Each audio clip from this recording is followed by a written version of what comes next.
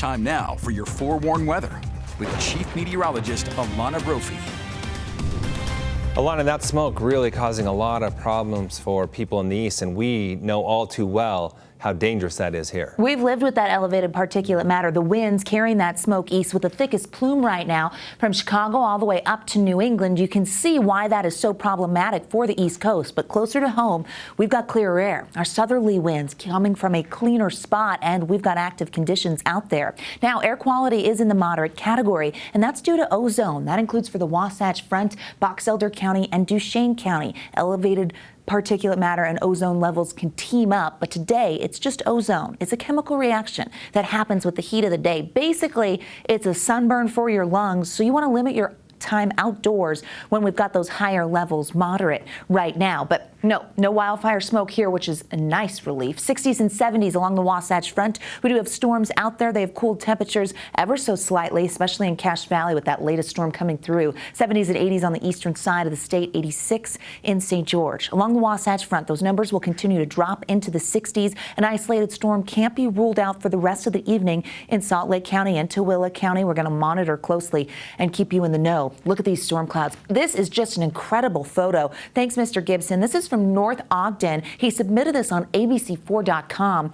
Incredible shot as those storms were tracking north. Storm Tracker radar sweeping the region so you can see where we still have that isolated activity up towards Bear Lake, clearing Logan and Cache Valley, over the Great Salt Lake, a little bit of lightning, Heber, backside of the Wasatch, Spanish Fork, Payson, towards Nephi, over near Mona, West Desert, and some isolated activity as far south as Richfield. So we're talking about showers coming through, some gusty winds. The storm threat into tomorrow holds on. It is going to be a little more isolated than today with a slight chance. Here's why. So we've got this area of low pressure that's weakening today, and it is moving a little further north, funneling moisture into Utah, which is why we see those storms. For the close of our work week, it's a little further away. Those isolated storms will still be out there, but the further it gets away from us, drier air starts to settle in. So that low will eventually no longer impact us as we head into our Saturday. But then Sunday, things change yet again. We're not done with these upper level lows moving in and bringing storm potential, which you can notice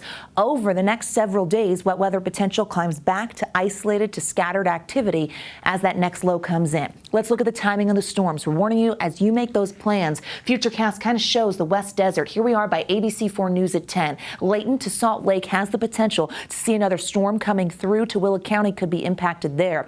By tomorrow afternoon, over the mountains, we see those storms popping and dropping. Drier in the West Desert, but eyes to the skies. As we head later into Friday in the West Desert towards Salt Lake County, in Utah County, there's potential for some isolated activity, really tied to the higher terrain, but you can't rule it out. We've seen what happened this week. As we head into Saturday, very isolated, so this will be the driest day of the next several. If you have outdoor plans, Saturday is definitely a better day than Sunday. 70s and 80s for those highs, 50s for overnight lows, 90 in Moab. Let's zoom in and you find your city. You're going to notice those numbers in the 60s and 70s in our mountain valleys, low 80s with the chance of some storms in the north. Central Utah has plenty of 70s, and as you head down south, we get some 90s returning to St. George, upper 80s near Lake Powell, cooler in the Four Corners area. St. George 7-day brings some cooler air, if a degree or two counts, to the 80s by Sunday with a slight chance of storms returning for Washington County.